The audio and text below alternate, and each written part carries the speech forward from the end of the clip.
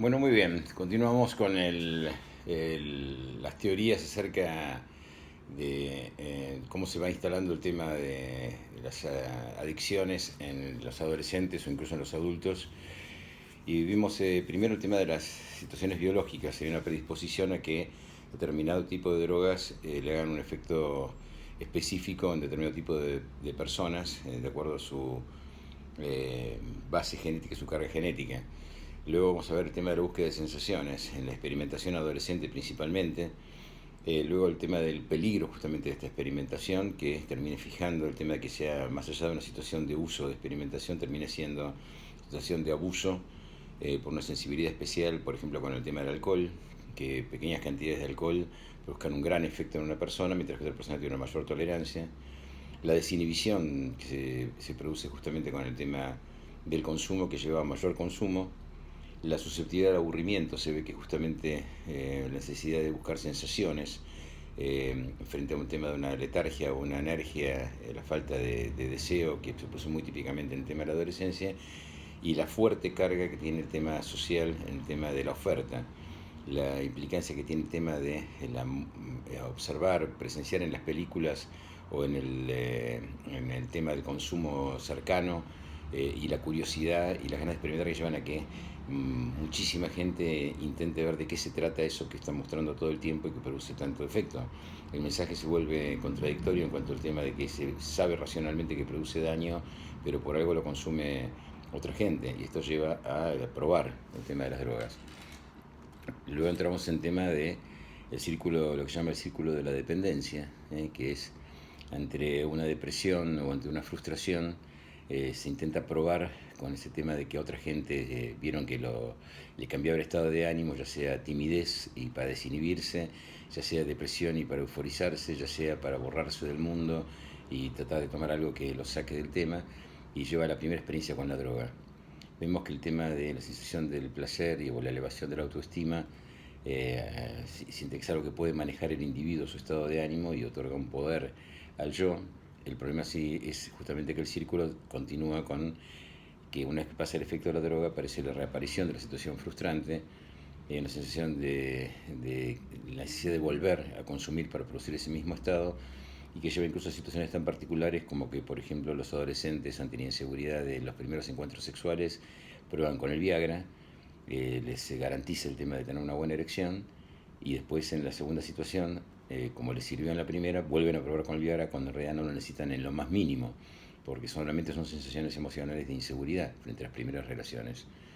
La culpabilidad de aquel que se droga sabe conscientemente en pensar en dejarlo, pero cuando se frustra, cuando siente que no lo puede controlar, lo lleva a la depresión y la vuelta al tema del consumo. En el modelo psicoanalítico de explicación del tema de la adicción ya hemos visto toda la ficha de Osvaldo Lafluf, pero principalmente lo tenemos en relación al tema del modelo narcisista de repliegue, el placer y el erotismo vinculado al tema del dolor en algunos casos, o el modelo de relajación de tensiones. Existen justamente adictos donde vemos que la consecuencia es la disociación entre los aspectos conscientes de cuando se encuentra con el yo no droga, se dice, frente al yo cuando está bajo los efectos del tema de la droga. Y unos vemos justamente como dos personalidades distintas que se producen y que tanto problemas causan a nivel social y familiar. Se discute mucho acerca de las personalidades predisponentes, así como vemos que las personalidades borderline, las personalidades que vamos a ver luego en otras clases, son muy inestables. Intentan justamente, ante esa inestabilidad, cambiar el estado de ánimo y usando variados tipos de drogas en variados tipos de situaciones, y manejados principalmente por el tema del impulso del momento y sin medir las consecuencias. Muchos pacientes psicóticos utilizan el consumo de la droga produciéndose o desencadenando un cuadro psicótico, y esto lleva a que se agraven este tipo de cuadros. Luego las personalidades predisponentes como los psicópatas, que vemos que se acercan mucho más a las drogas euforizantes como el tema de la cocaína o el crack, que les permiten realizar actos de violencia sin medir el tema de las consecuencias. Y por último, muchos pacientes neuróticos que lo utilizan con los efectos ansiolíticos o hipnóticos para poder desprenderse de situaciones que les generan mucha alta ansiedad. En la siguiente ficha, Andrés Raskowski propone tres usos del tema de la droga: un caso como facilitador, para reafirmarse yoicamente; otros como un refugio, lo llamamos la modalidad onírica, y otros para desmantelar el circuito pulsional, para realmente no pueden lograr un cierto equilibrio y utilizan las drogas para que no tener que vérselas, aplacar el yo y que los impulsos surjan de manera espontánea. Por supuesto, muchísimo más grave el último punto, donde mantener el circuito pulsional lleva a una destrucción del tema del funcionamiento estable de un individuo y produce verdaderos estados disociativos o psicóticos. Como último capítulo, tenemos que ver los recursos terapéuticos. Siempre se dice que la droga es un viaje de ida, y por eso se dice también en Alcohólicos Anónimos que uno es alcohólico para toda la vida, con lo cual se intenta instalar que la vuelta al consumo, con una sola vez que se pruebe, las tendencias a tener recaídas son enormes. Tenemos que considerar que solamente el 50% de los pacientes adictos graves pueden recuperarse, con lo cual implica una peligrosidad altísima y un pésimo pronóstico. En el caso de los adolescentes que ya están identificados, aislados del resto del grupo social y que tienen enorme cantidad de recaídas. En los casos de agudeza tenemos la internación en urgencia, donde el principal papel es el papel médico, evitar que el paciente se muera, se estabilice. En la internación en las urgencias es un momento excelente también para que el equipo psicológico tome contacto con los familiares y con el individuo, y es el momento de mayor posibilidad de ingresar en este circuito familiar, social o grupal para poder intervenir y atar los lazos necesarios para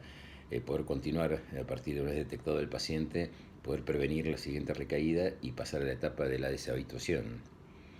La deshabituación tiene que ver con el síndrome de abstinencia, y conseguir tratamiento ambulatorio, la posibilidad de instalar un vínculo terapéutico sólido que permita empezar a comenzar distintas técnicas según las drogas para poder evitar el síndrome de abstinencia. Luego tenemos las internaciones. Internaciones pueden ser en distintos tipos de instituciones, y la internación va a tener que ver juntamente con el fracaso de los intentos ambulatorios o de autocura, y muchas veces el tema de que separarlos del grupo que pertenece al mundo droga, y por lo tanto se prohíben las visitas del tema de los amigos con los cuales frecuentaba. A veces el simple hecho de tener a alguien cercano que siga contando o se siga drogando delante del individuo lleva al deseo y al craving que hablábamos antes, con el deseo de consumir. Cuando estando aislado de ese grupo se ve que disminuye enormemente este tipo de deseo de consumo, y que tiene que ver tanto con los grupos donde alguien dice que dejó de fumar y otros dicen, uy, che, qué bien, fantástico, me parece buenísimo,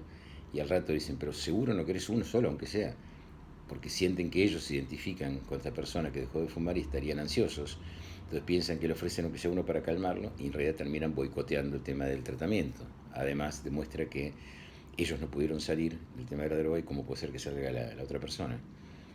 Luego tenemos los hospitales de día, comunidades terapéuticas exclusivamente dedicados a contener grupalmente y con distintos tipos de actividades y un equipo terapéutico el tema de evitar el tema de la recaída en las drogas y ayudar a sostener un yo que está débil frente al tema de la droga a través de distintos tipos de actividades terapéuticas, en las cuales por supuesto la terapia ocupacional ocupa un lugar central. Y luego tenemos distintos tipos de técnicas psicoterapéuticas, ya psicoanalíticas, cognitivo-conductuales, y algo que es de enorme importancia en el tema de la salida de las adicciones, que son los grupos de autoayuda. Estos tienen una característica central, que están formados por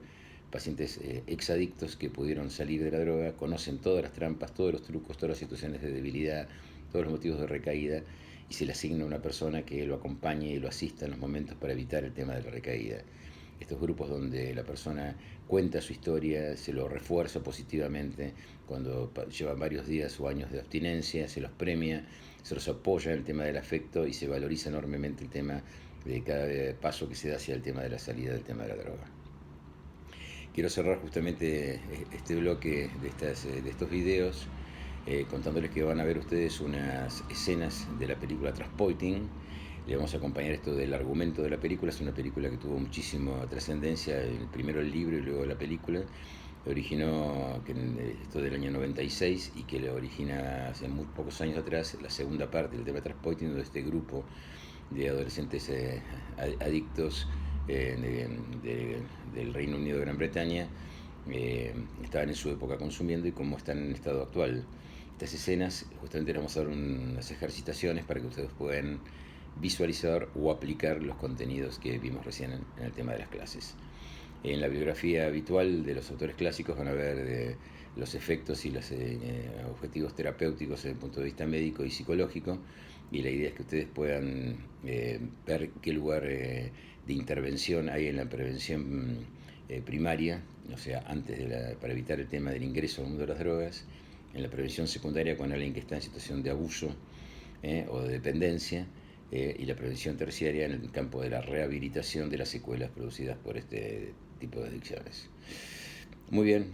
nos vemos la siguiente clase. Esperemos que les interese la película. Es una película digna de ver en forma completa. Aquí les acercamos algunas escenas que ejemplifican estos conceptos que interesamos que les puedan fijar a través del tema de las imágenes.